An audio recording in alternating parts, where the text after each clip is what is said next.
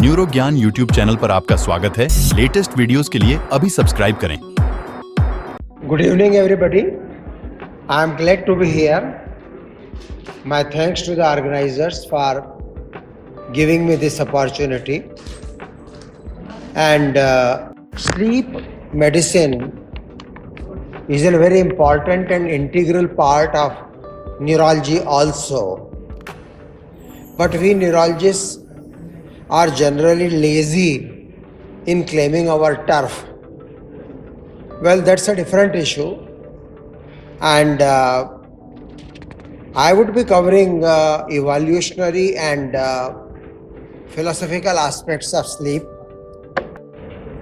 I congratulate the organizers for having this important meeting, an international meeting, Southeast Association, Southeast Asia Association.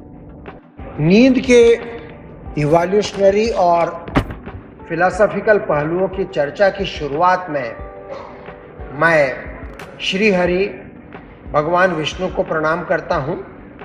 Vishnu सहस्त्र नाम में उनका एक नाम निद्रालु भी है। विष्णु क्षीर सागर में सो रहे हैं, सागर जो ब्रह्मांड का प्रतीक है। विष्णु शेषनाग की सैया पर सो रहे हैं, नाग जो समय या काल का द्योतक है, और समय जो अनंत व चक्रीय है, बार बार आता है और जाता है। विष्णु की निद्रा रहस्यमयी है, शायद मेडिटेशन है, और इस अवधि में वो समय से परे होते हैं।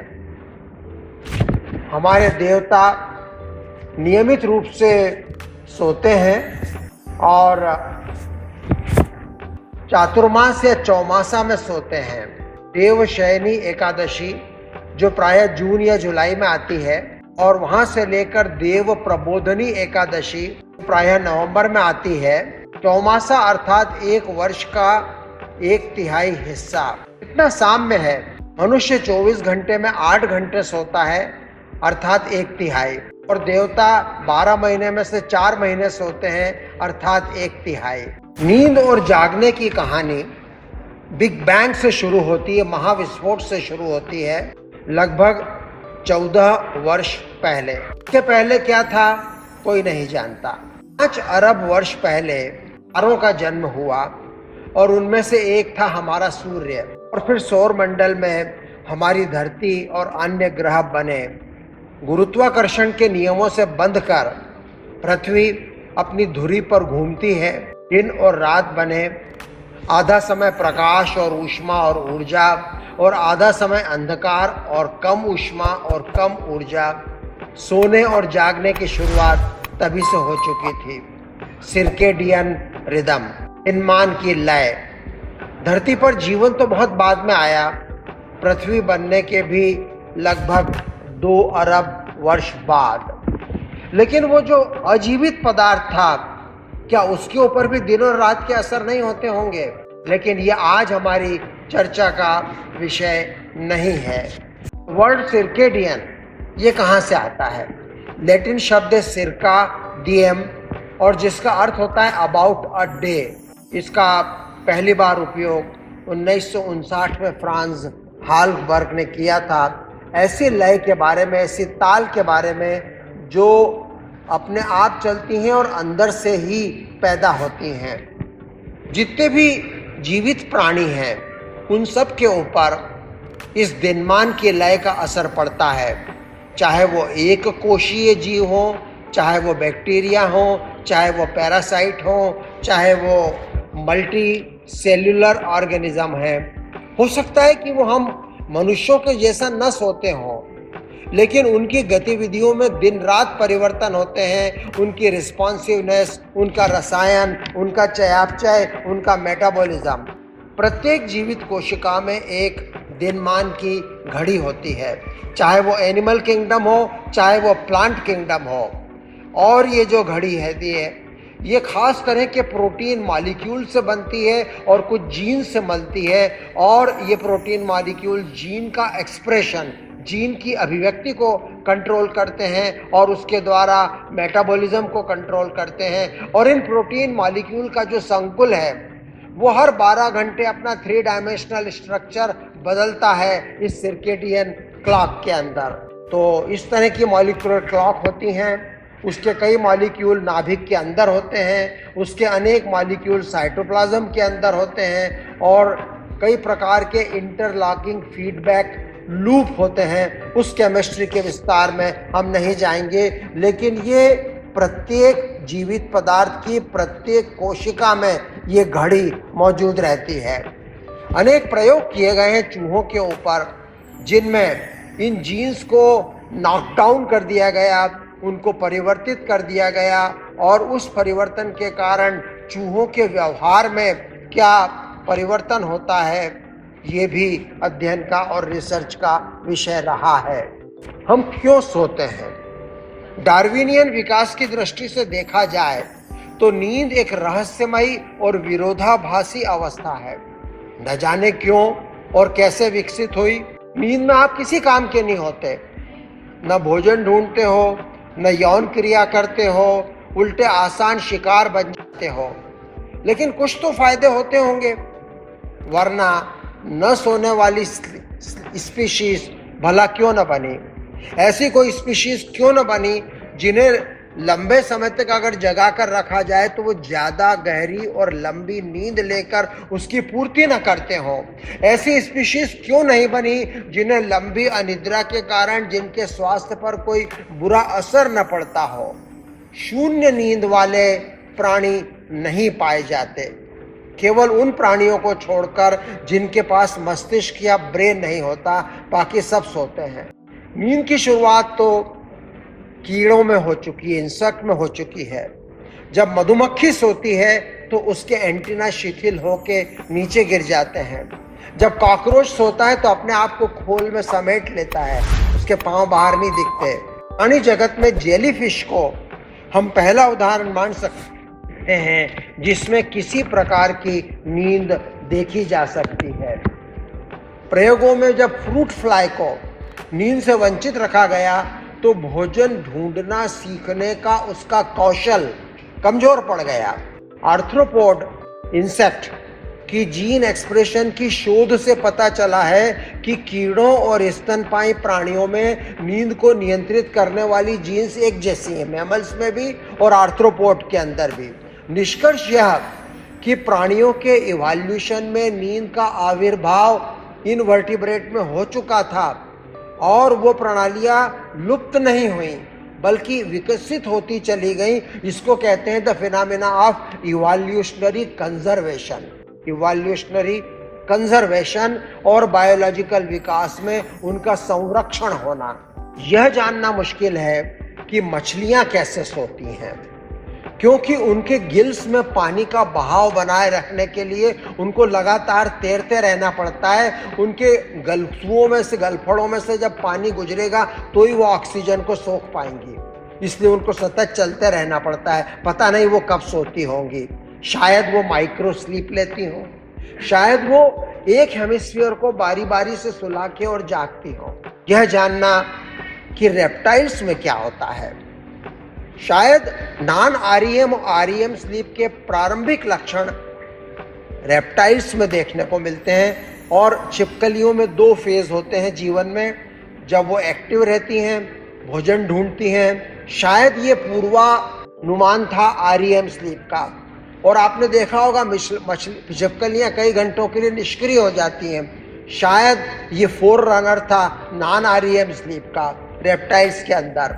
पक्षियों और मैमल्स तक आते आते हमको दोनों प्रकार की नींद देखने को मिलती है। लेकिन मजे की बात है, उन लंबी हजारों मील की दूरी करने वाली आव्रजक या प्रवाजक पक्षी जो साइबेरिया से भारत तक आती हैं बिना रुके, वो भला कब सोती होंगी। इनमें भी ये पाया गया है कि वो बारी बारी से एक हेमिस्फीयर को सुलाती हैं और दूसरे हेमिस्फीयर को जागृत रखती हैं। जो आरंभिक मैमल्स थे वो लघु लघु नींद लेते हैं, उसको बोलते हैं मल्टीफेजिक या पॉलीफेजिक स्लीप। और जब बड़े लार्ज मैमल्स आ जाते हैं तो उनमें लंबी अवधि की मोनोफेजिक स्लीप होती है। मजेदार किस्सा तो होता है निशाचर प्राणियों का।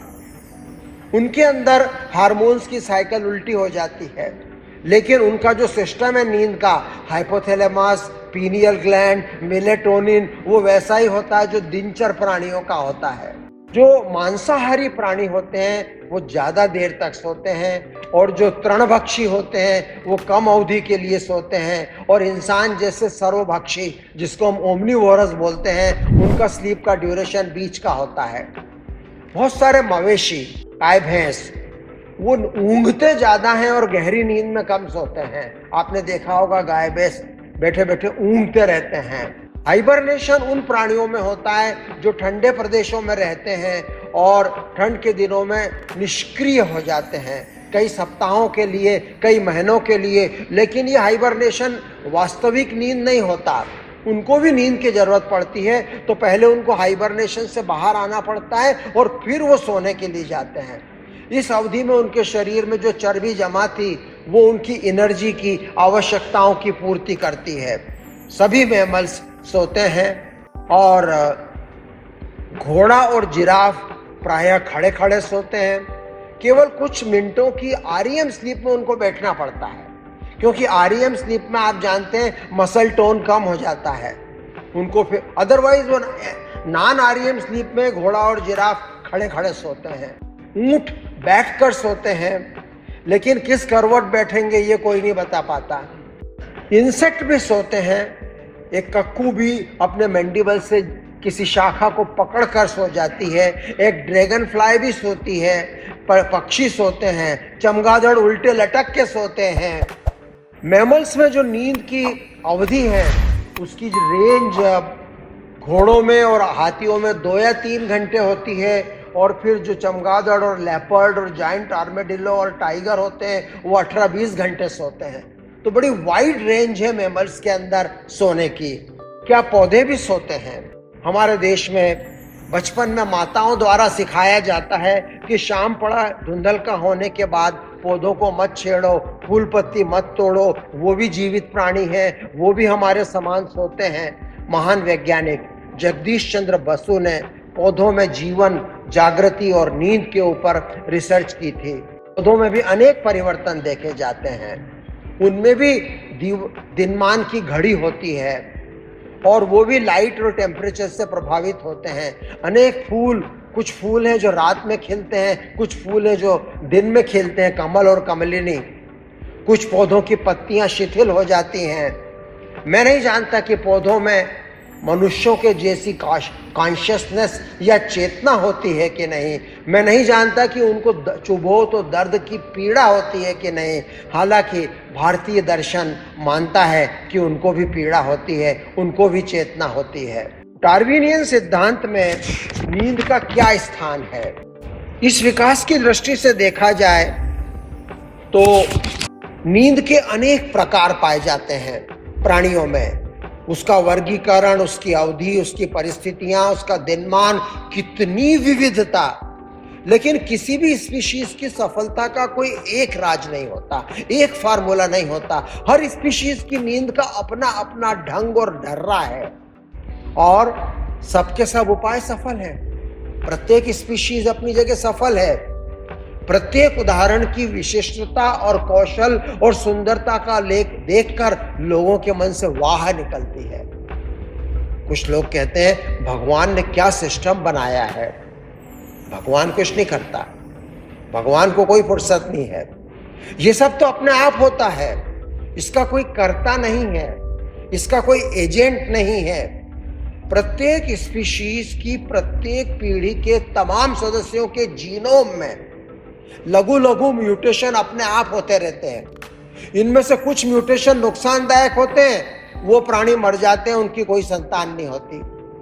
कुछ म्यूटेशन लाभकारी होते हैं, बदली बदली परिस्थितियों में बाय चांस लाभकारी होते हैं, उनकी लॉटरी निकल जाती है और वो अपनी प्रोजेनी, अपनी संतान पैदा करने लगते हैं।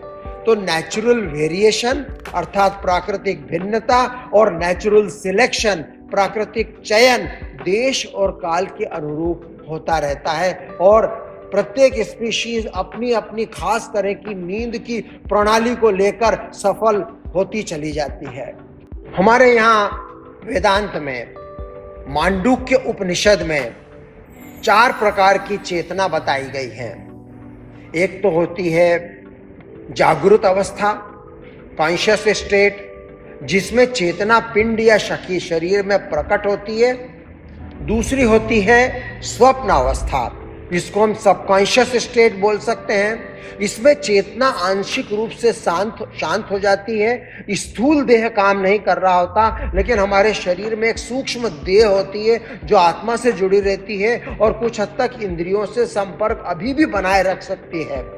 और फिर इसके बाद आती है सुषुप्त अवस्था, जिसको अनकॉन्शियस स्टेट बोलते हैं। इसमें तो न केवल स्थूल शरीर बल्कि सूक्ष्म शरीर भी चेतना से विलग हो जाता है और अब चेतना अपने मूल स्वरूप में आ जाती है, जिसको आनंदमय स्वरूप बोलते हैं। इसी कारण जब हम प्रातः जागते हैं और उस समय हमको जो ताजगी की अनुभूति और आनंद की अनुभूति होती है, वो चेतना के इसी आनंदमय स्वरूप की परछाई होती है। और फिर चौथी अवस्था होती है ट्रांसेंडेंटल स्टेट, इसको हम बोलते हैं तुरीय अवस्था।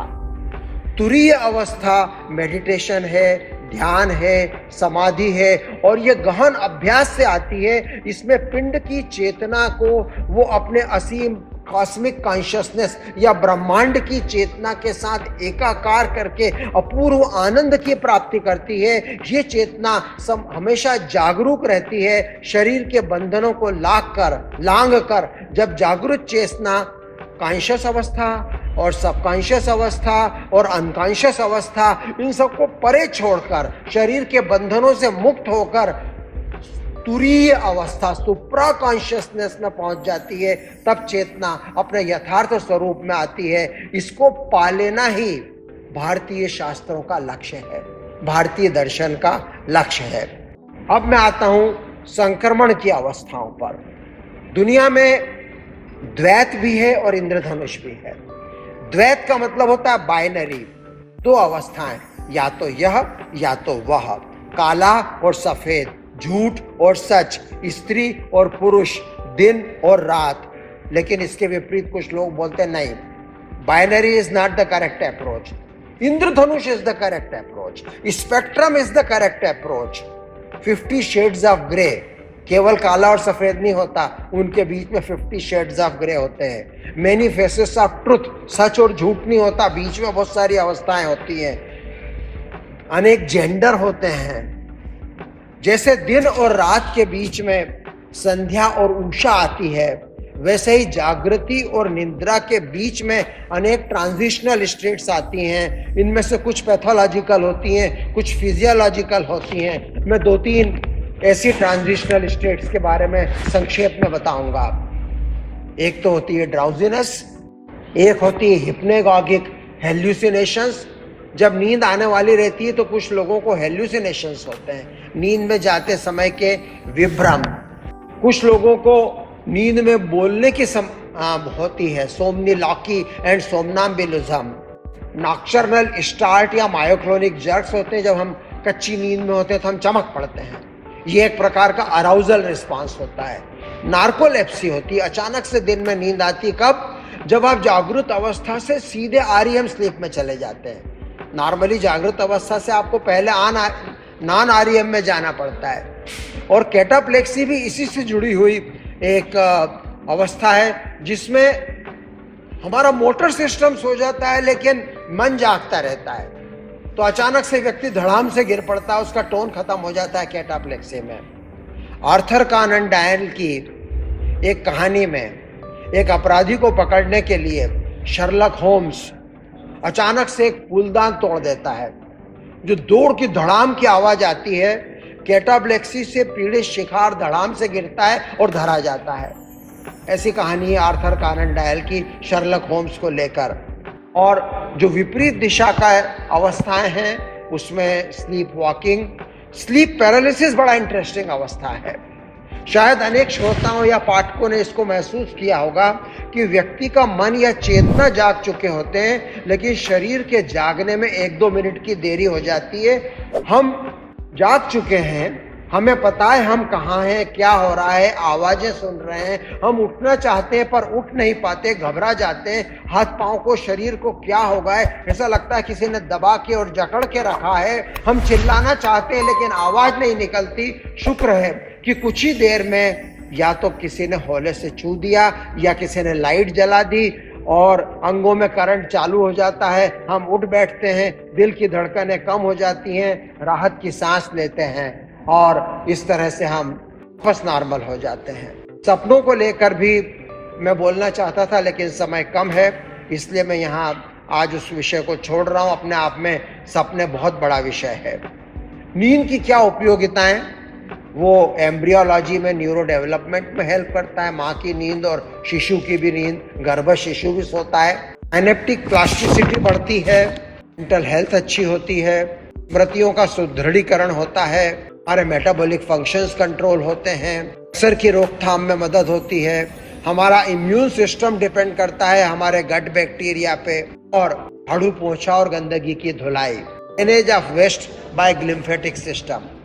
लोग ऐसा मानते थे कि इन शरीर का एकमात्र अंग है जिसमें लिम्फेटिक नहीं होते, लेकिन अब मालूम पड़ा है वहां ग्लिम्फेटिक होते हैं। ग्लिम्फेटिक ग्लायल कोशिकाओं के द्वारा ट्यूबुलर स्ट्रक्चर बनाए जाते हैं और नींद में स्लो वेव स्लीप के अंदर प्रति सेकंड 3 बार जो स्लो वेव आती है उसके साथ reduction of cerebral blood flow हो जाता है और उस समय सीएसएफ का फ्लो उल्टी दिशा में चलता है। नींद में नॉर्मली ऊपर के वेंट्रिकल से नीचे आता है और फोर्थ वेंट्रिकल से बाहर निकल जाता है। नींद में नीचे फोर्थ वेंट्रिकल से फिर थर्ड वेंट्रिकल और फिर लेटरल वेंट्रिकल और वहां से ग्लिम्फेटिक सिस्टम से तरह तरह के वेस्ट प्रोडक्ट और खास तौर से जो एमिलाइड बीटा होता है जिसका एक्यूमुलेशन बढ़ जाए तो लोगों को अल्जाइमर डिसीज की रिस्क बढ़ जाती है।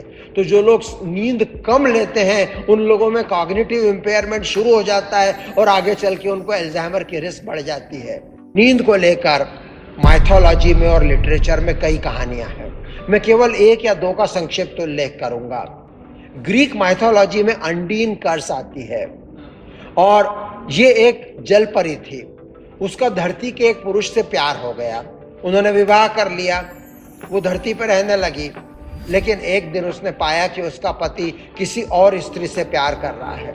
उसने गुस्से में श्राप दिया कि तुम अभी तक सांस ले पाओगे जब तक तुम जागृत हो, जहां तुम नींद में गए कि तुम्हारी सांस रुक जाएगी। इसकी तुलना हम सेंट्रल हाइपोवेंटिलेशन सिंड्रोम और सेंट्रल स्लीप एपनिया से कर सकते हैं और इस तरह के मरीजों के लिए अनेक स्लीप स्पेशलिस्ट ये डायग्नोसिस लिखते हैं, अंडीन कर्स, उसका श्राप अंडीन का। और फिर कुंभकर्ण की कहानी आती है और उसकी तुलना हम क्लीन लेविन सिंड्रोम से करते हैं जो कि एक रेयर न्यूरोलॉजिकल डिसऑर्डर है हाइपोथैलेमस से। उस तुलना के विस्तार में मैं नहीं जाऊंगा, बहुत सारी भिन्नताएं भी हैं और कुछ समानताएं भी हैं।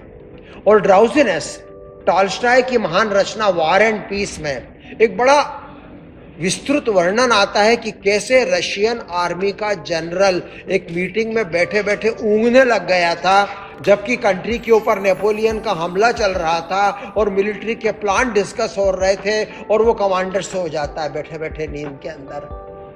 तो ड्राउजीनेस बड़ी इररेजिस्टिबल होती है। एक और कहानी है एंटन चेखव की, उसका नाम है स्लीपी। उसमें 13 साल की एक किशोरी लड़की की कहानी है कि कैसे अपनी निर्मम निर्दयी मालकिन की डांट खा खा के उसको सोने को नहीं मिलता है और वो स्ट्रगल करती है। हालांकि इस कहानी का अंत मुझे उतना पसंद नहीं आया क्योंकि थोड़ा मॉर्बिड था। आधुनिक समाज में नींद का घाटा, हमारी सोसाइटी स्लीप डेफिसिट से पीड़ित है। कितनी प्रसिद्ध कहावत है, early to bed early to rise makes a man healthy wealthy and wise. क्या हम दोष दें इस आदमी को, थॉमस अल्वा एडिसन को, जिसने बिजली के बल्ब का आविष्कार किया और हमारी दुनिया में प्रकाश फैला दिया, और हम लोग जो नॉर्मली शाम पड़े अंधेरा होते ही सो जाया करते थे और सुबह जल्दी उठा करते थे।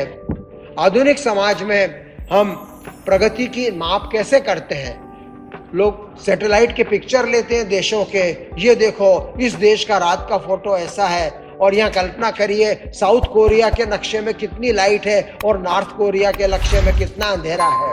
कहने को ये प्रोग्रेस है, ग्रोथ है, प्रोडक्टिविटी है, लेकिन उसका हम क्या खमियाजा भोग रहे हैं। और इस तरह से हम प्रतिदिन एक जेट लैग का शिकार होते जा रहे हैं। और ये जेट लैग यात्रा वाला जेट लैग नहीं है, ये सोशल जेट लैग है। देर रात तक काम करना, पढ़ना, मनोरंजन करना, शिफ्ट ड्यूटी करना, ये सारी गतिविधियां हमारी फिजियोलॉजिकल दिनमान घड़ी को भ्रमित कर देती हैं। बहुत सारे काम गड़बड़ा जाते हैं, हमारे शारीरिक और मानसिक स्वास्थ्य पर बुरा असर पड़ता है। ये एक एमआरआई पिक्चर है। इसमें उन्होंने अध्ययन किया है कि एक बंदे को ब्राइट लाइट वाले कमरे में बिठा के रखा मशीन में और उसका एमआरआई लिया और ब्रेन में कौन कौन से एरिया सक्रिय थे, और उसी बंदे को एकदम डार्क रूम के अंदर लिटा के एमआरआई किया। तो फंक्शनल कनेक्टिविटी में और एरिया ऑफ एक्टिवेशन में बड़े अंतर पाए गए विद आईज ओपन और आईज क्लोज्ड। परिणाम बताते हैं कि आंखों को खोलने और बंद करने से हमारे ब्रेन का स्टिमुलेशन एक्सटीरोसेप्टिव और इंटीरोसेप्टिव में जाता है, और जब हम आराम कर रहे होते हैं अंधेरे के साथ तो हमारे ब्रेन का मेटाबॉलिज्म डिफॉल्ट मोड नेटवर्क मतलब रेस्टिंग कंडीशन, और आंखों के आगे लाइट है, दृश्य है, तो हम एक्टिव हो जाते हैं, ब्रेन की मेटाबॉलिज्म बढ़ा देते हैं।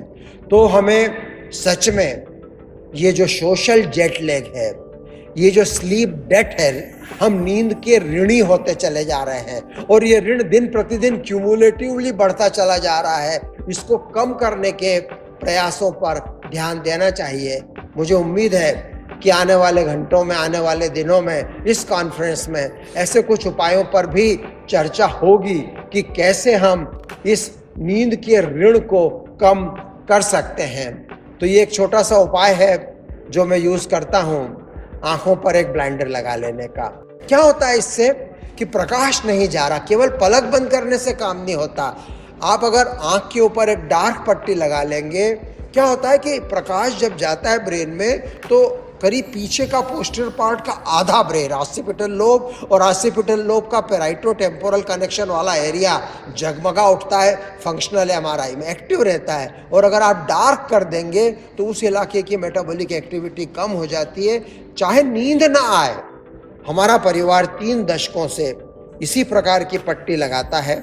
न केवल सोते समय नींद आना जरूरी नहीं है, वरन संगीत सुनते समय, पॉडकास्ट सुनते समय, जागर पर पॉडकास्ट सुनते समय, जागर पे चलते चलते आंख पे पट्टी लगी हुई है। कार में यात्रा करते समय नींद ना आए तो ना आए, लेकिन आंख ओट पहाड़ ओट कहलाती है हमारे यहाँ। सचमुच में सुकून मिलता है, रिलैक्सेशन मिलता है। अगली मीटिंग में मेरा या किसी अन्य वक्ता का भाषण अगर आप सुने तो चाहें तो ऐसे ही आंखों को ढककर सुन सकते हैं। बहुत बहुत धन्यवाद।